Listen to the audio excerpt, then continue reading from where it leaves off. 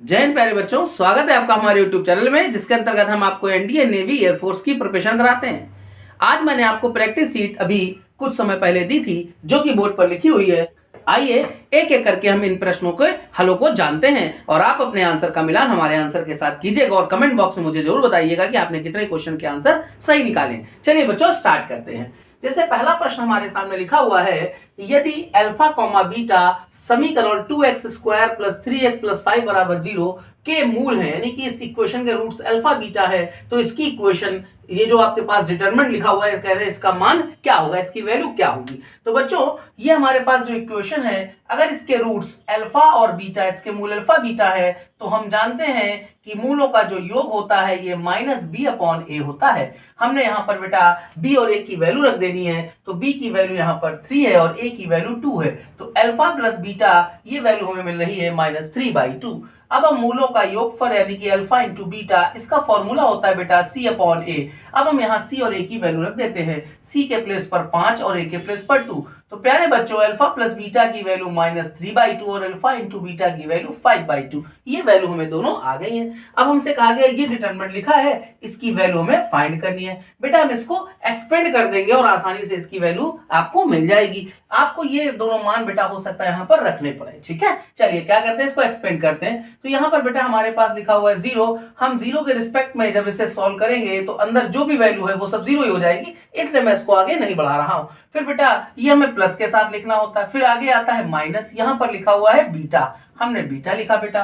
रो और column cancel कर दिया, अल्फा का गुणा 0 में तो ये मिला 0, माइनस अल्फा का गुणा बीटा में तो ये मिला अल्फा बीटा। फिर यहाँ पर बेटा हमें प्लस लिखना होगा और यहाँ पर हमारे पास वैल्यू है, यह है बीटा।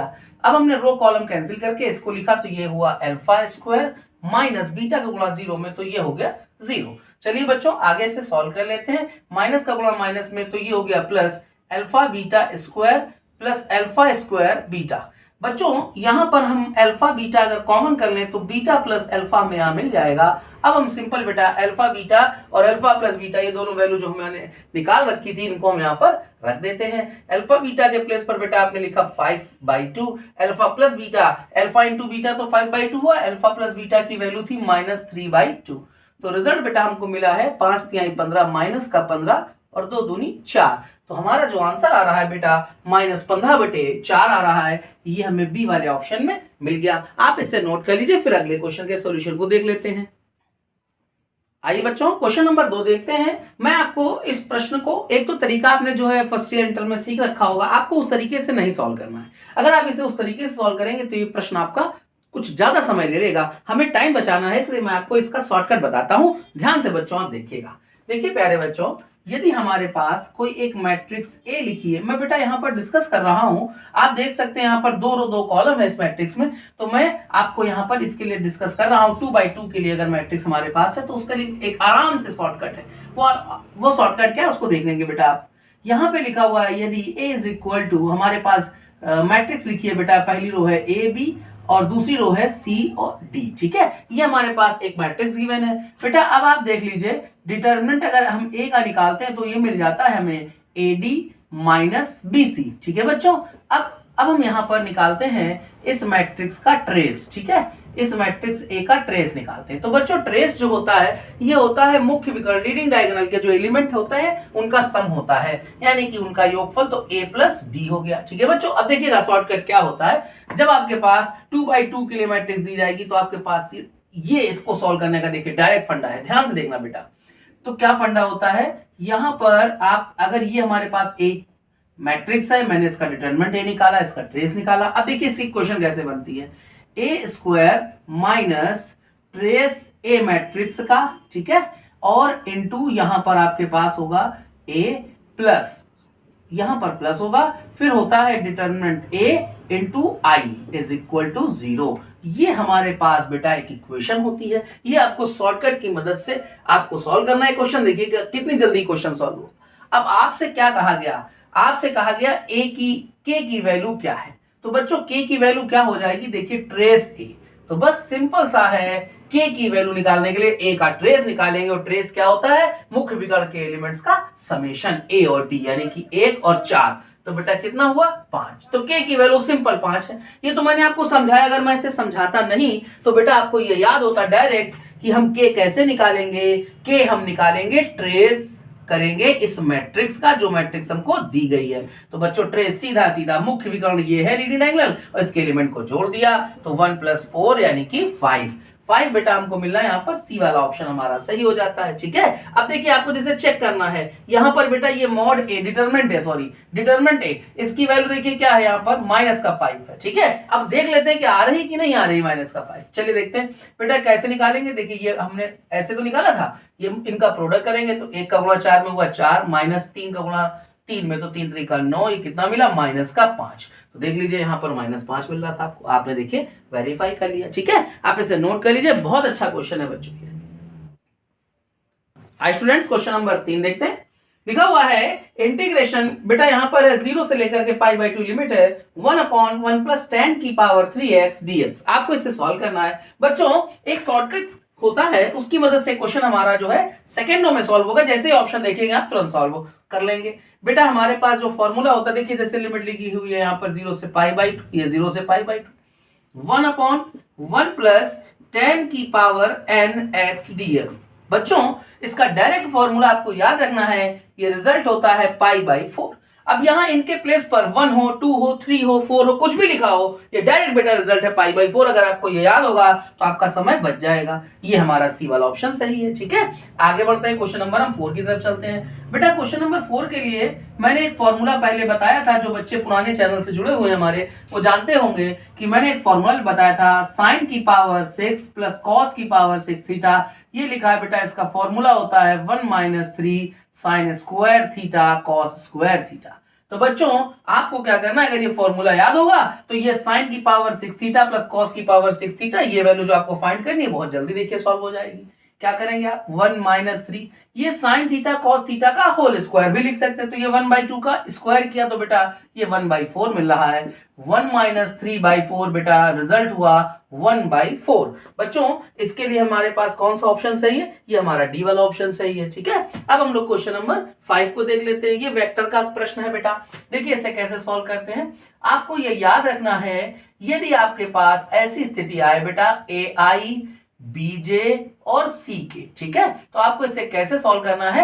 यहां पर A B और C, ये आप इसको बाहर लिख सकते हो, A B C का आपस में प्रोडक्ट हो जाएगा और यहां हो जाएगा I J और K। ठीक है बच्चों, अब देखिएगा ध्यान से इसको समझते हैं।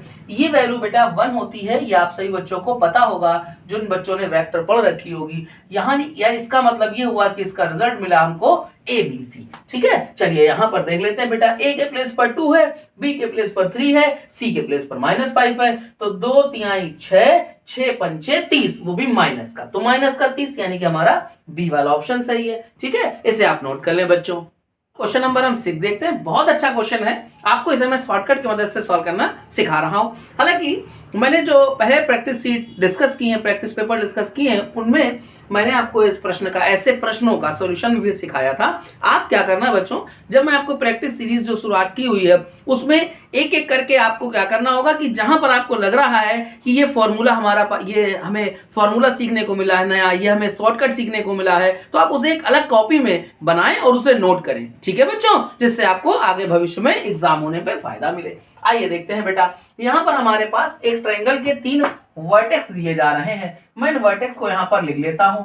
पहला लिखा है 1, -3, दूसरा लिखा है 4, -3 और तीसरा लिखा है -9, k। आपसे कह रहे हैं इस ट्रायंगल का जो एरिया है, इस ट्रायंगल का जो एरिया है वो आएगा बेटा 15 वर्ग इकाई। ठीक है, ये 3 हमारे पास ट्रायंगल के क्या है, वर्टेक्स हैं, शीर्ष हैं और एरिया निकल रहा है 15। अब हमें k की वैल्यू यहाँ पर फाइंड करनी है। बच्चों शॉर्टकट देखना आपको कैसे है, एरिया इसका कैसे फाइंड करते हैं बेटा। किसी एक वर्टेक्स को, सपोज करिए मैंने ये वर्टेक्स ले लिया, किसी भी एक वर्टेक्स को हमें ओरिजिन यानी कि 0,0 बनाना होता है। तो 0,0 अगर इसको बनाना है तो हमें क्या करना होगा, एक में एक को घटाना होगा यानी कि -1 करना होगा। -3 है, अगर हम इसमें प्लस का 3 कर देंगे तो ये हमें क्या मिल जाएगा 0,0। अब हम बेटा ये जो लिखा हुआ है, ये जो हमने वर्टेक्स बना लिया -1,3, ये हम इसमें ऐड करेंगे, फिर इसमें ऐड करेंगे और इसमें ऐड करेंगे। ठीक है, चलिए इसके साथ ऐड किया तो -1 + 1 ये हो गया बेटा 0, ये -3 और ये प्लस का 3 ये हो गया 0, फिर यहाँ पर ऐड करेंगे 4 में 1 जाएगा, ये हो गया 3, 3 और 3 ये हो गया बेटा 0। फिर हम लास्ट वाले वर्टेक्स को देखते हैं, तो ये मिलेगा -10 और यहाँ पर मिल रहा है k+3। ठीक है बच्चों, ये हमें ट्रायंगल के वर्टेक्स मिल गए। अब हमें एरिया फाइंड करना है। एरिया का फार्मूला बेटा आपको याद होना चाहिए, कैसे निकालते हैं, ये ओरिजिन वाला इसको भूल जाइए उसको, ठीक है ना। अब हमारे पास जो दो वर्टेक्स हैं उसमें पहले वाले का प्रोडक्ट आखिरी वाले के साथ करना होगा, तो ये मिलेगा 3k+9। फिर माइनस बेटा ये जो बाकी बचे हैं दोनों, इनका प्रोडक्ट करना होगा, ये मिला 0 डिवाइडेड बाय यहाँ पर आपको लगाना होगा 2। ये एरिया का फॉर्मूला है। अब चूंकि अगर यहाँ पर k की कोई वैल्यू हो रही होती तो आपको एरिया पता चल जाता, लेकिन यहाँ पर k की वैल्यू फाइंड करनी है, एरिया तो दिया जा रहा है 15। तो चलिए यहाँ पर हमने एरिया कितना है बेटा 15 हमने लिख दिया, 15 2 जा ये हो गया 30। तो हमारा रिजल्ट क्या मिला बेटा 3k+9 = 30। अब हम आगे बढ़ा लेते हैं इसे, 9 उधर जाएगा तो 30 में 9 माइनस कर देंगे, ये 21 होगा। तो प्यारे बच्चों 21 में जब 3 का डिवाइड कराएंगे तो k की वैल्यू कितनी आ जाएगी 7 आ जाएगी। ये हमें बेटा यहाँ पर ना पहले वाले ऑप्शन में ही मिल रहा है 7। ठीक है, अब हम लोग क्या करते हैं, क्वेश्चन नंबर हम 7 को देख लेते हैं। 7 जो हमारे पास है इसमें कह रहे हैं कि यदि a की जो वैल्यू है वो लेस देन 0 है, a की वैल्यू 0 से कम है तथा b की वैल्यू 0 से ज्यादा है, तब आपके पास ये देखिए चारों ऑप्शन में क्या है बेटा, यहाँ पर ए बी है, यहाँ पर भी ए बी है, यहाँ पर भी ए बी है, नन ऑफ दीज है। ठीक है, तो ए बी यानी कि हमको प्रोडक्ट करना होगा। तो बेटा ए की वैल्यू 0 से कम है, यानी कि ए की वैल्यू कैसी है, निगेटिव है। और दूसरा हमें कह रहे हैं बी की वैल्यू ग्रेटर देन 0 है, यानी कि बी की वैल्यू कैसी है, पॉजिटिव है। तो बेटा निगेटिव का प्रोडक्ट जब पॉजिटिव के साथ होता है तो क्या मिलता है, निगेटिव मिलता है। निगेटिव का मतलब क्या था, लेस देन 0। हमने ये दोनों का प्रोडक्ट किया यानी कि ए बी का प्रोडक्ट किया तो निगेटिव मिल रहा है, निगेटिव का मतलब था लेस देन 0, तो ए बी की वैल्यू 0 से कम आनी चाहिए। ये हमें यहाँ पर बेटा बी वाला ऑप्शन हमारा सही हो जाएगा।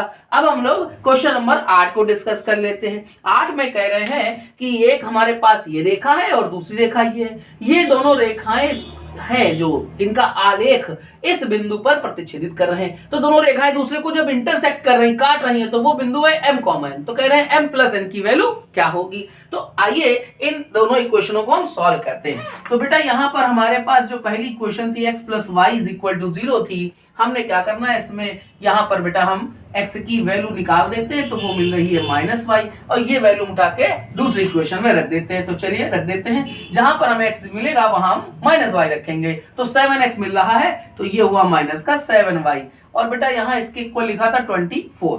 तो चलिए देखते हैं, -2y = 24, y की वैल्यू मिली हमें -12, y की वैल्यू -12 अगर हमने यहां रख दी तो x की वैल्यू मिल गई +12। ठीक है, और ये दोनों रेखाएं थी, सपोज कर ये ऐसी दोनों रेखाएं हैं, तो इन दोनों का जो आलेख है वो इंटरसेक्ट प्रतिच्छेदित हो रहा है यहाँ इस बिंदु पे।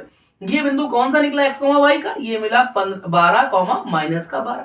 लेकिन प्रश्न में कहा गया ये जो आलेख है ये m, n पर प्रतिच्छेदित हो रहा है, m की वैल्यू 12, n की वैल्यू -12। अब कह रहे हैं आपसे इस प्रश्न में m+n का मान क्या होगा, तो m की जगह बेटा क्या लिखेंगे 12, n की जगह लिखेंगे -12, ये कट जाएगा, रिजल्ट कितना हो जाएगा बच्चों 0 हो जाएगा। तो m+n की वैल्यू 0, यानी कि हमारे पास सी वाला ऑप्शन सही है। इसे आप नोट कर लीजिए, मैं इनको रफ करके आगे बढ़ता हूं। आइए बेटा क्वेश्चन नंबर हम 9 डिस्कस करते हैं। 9 में लिखा इंटीग्रेशन का प्रश्न है, 1 से लेकर 4 तक इसमें लिमिट है e की पावर पे √x है dx है। आइए बेटा क्या करते हैं, इसे हम सॉल्व करने के लिए यहां पर लेट कर लेते हैं। जो ये √x लिखा हुआ है इसे हमने t लेट किया, तो बेटा यहां से रूट हटेगा तो यहां पर स्क्वायर होगा, तो t² हुआ। हम इसे डिफरेंशिएट करते हैं x के रिस्पेक्ट में, तो x का x के रिस्पेक्ट में बेटा हो गया 1, t² का डिफरेंशिएट किया 2t dt dx, ये dx का प्रोडक्ट 1 में हुआ, तो dx = 2t dt। ठीक है बच्चों, आइए अब इस प्रश्न को नए ढंग से लिखते हैं। देखिएगा यहाँ पर बेटा x की लिमिट है 1, तो जब हमने 1 लिखा तो t की वैल्यू भी 1 आ रही है। फिर हमने x के प्लेस पे क्या लिखा, यहाँ पर लिमिट 4 डाली, तो 4 का स्क्वायर रूट कितना हुआ 2 हो गया। ठीक है, अब ये √x है, √x के प्लेस पे t, तो e की पावर पर हुआ t, dx के प्लेस पे क्या लिखेंगे 2t dt, तो 2 तो कांस्टेंट मैंने बाहर रख देना है और t dt मैंने बेटा यहां पर लिख दिया। ठीक है बच्चों, आ रहा है समझ में। अब हमें क्या करना है, इंटीग्रेशन में जब दो फंक्शन आते हैं तो आप इसे आइलेट वाले फॉर्मूले से सॉल्व कर लेते हैं। तो यहाँ पर ये अलजेब्रिक है, ये एक्सपोनेंशियल है, अलजेब्रिक और एक्सपोनेंशियल, तो अलजेब्रिक को आपने पहला फंक्शन और एक्सपोनेंशियल को दूसरा फंक्शन ये सपोज कर लिया, बस इसे आगे बढ़ाना है बेटा। चलिए इसे आगे बढ़ा लेते हैं बेटा। तो यहाँ पर तो 2 ये कांस्टेंट हमारे पास बाहर था, first function integration of second, तो e की पावर t का इंटीग्रेशन e की पावर t रहेगा। First function integration second minus integration के अंदर है डिफरेंशिएशन फर्स्ट, तो t का हो गया बेटा 1, इंटीग्रेशन सेकंड तो e की पावर t का e की पावर t dt। ठीक है, अब हमारे पास लिमिट कितनी थी 1 से लेकर 2 तक, 1 से लेकर 2 तक लिमिट लगा लेनी है। तो चलिए बेटा एक बार हम अपर लिमिट यहाँ रखते हैं, तो t के प्लेस पे 2 रखा तो 2e की पावर 2। ठीक है, फिर क्या रखेंगे 1 रखेंगे, तो माइनस यहाँ 1 और e की पावर 1, तो ये हुआ e, ये हमने एक ब्रैकेट को सॉल्व कर लिया। फिर आगे बढ़ते हैं माइनस, बेटा e की पावर t का इंटीग्रेशन e की पावर t रहेगा, तो e की पावर t आएगा e की पावर t के प्लेस पर 2 फिर माइनस e के प्लेस t के प्लेस पर 1, तो ये हुआ हमारा रिजल्ट। चलिए इसे आगे बढ़ा के सॉल्व कर लेते हैं। ये हुआ है 2e square minus e square minus minus plus e, minus e plus e cancel हुआ, 2e स्क्वायर से एक e स्क्वायर माइनस हुआ, एक e स्क्वायर में 2 का प्रोडक्ट हुआ, तो ये हो गया 2e स्क्वायर। ठीक है बच्चों, ये हमारा बी वाला ऑप्शन सही हो गया। ठीक है, आ रहा ना आपको समझ में। चलिए अब हम लोग क्वेश्चन नंबर इस सीरीज का जो 10 है लास्ट वाला उसको देख लेते हैं। लिखा है यदि परवलय पैराबोला y स्क्वायर बराबर 4ax, ठीक है, हमारे पास जो पैराबोला है परवलय है y स्क्वायर बराबर 4ax, ये इसका समीकरण दिया गया।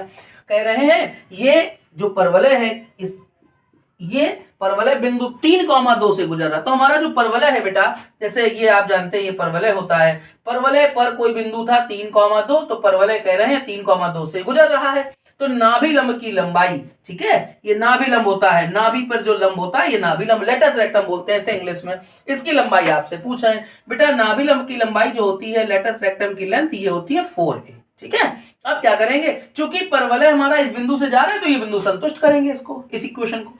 चलिए देते हैं, तो बेटा यहाँ y की जगह 2 रखा तो 2 का स्क्वायर हो गया 4 बराबर 4a इंटू एक्स, एक्स के प्लेस पे क्या है यहाँ पर 3, हमने 3 लिख दिया। हमें क्या चाहिए था, परवलय के नाभि लंब की लंबाई, यानी कि हमें 4a चाहिए था, तो 4a अगर चाहिए तो 4a में यही रखते हैं या 3 का डिवाइड करा देते हैं, तो ये हो गया बेटा 4/3। तो 4a को तो हम लोग नाभि लंब कहते हैं, तो नाभि लंब यानी कि लेटस रेक्टम की जो लेंथ है वो 4/3 आ गई है, यानी कि हमारा सी वाला ऑप्शन सही है। ठीक है बच्चों, आई होप आप सभी बच्चों को ये हमारी जो प्रैक्टिस सीरीज जो मैंने शुरुआत किया हुआ है ये आपको अच्छे से आ रहे हैं। ये बेटा मैंने आपको 7वीं प्रैक्टिस सीरीज जो है 7वीं प्रैक्टिस शीट मैंने आपको यहाँ पर डिस्कस की हुई है। उम्मीद है कि आप सभी बच्चों को इससे लाभ हो रहा होगा। अगर आपको हमारा कंटेंट, हमारा पढ़ाने का तरीका बच्चों पसंद आता है तो हमारे चैनल को लाइक करें, ज्यादा से ज्यादा शेयर करें, सब्सक्राइब करें। मिलते हैं अगले वीडियो में। जय हिंद।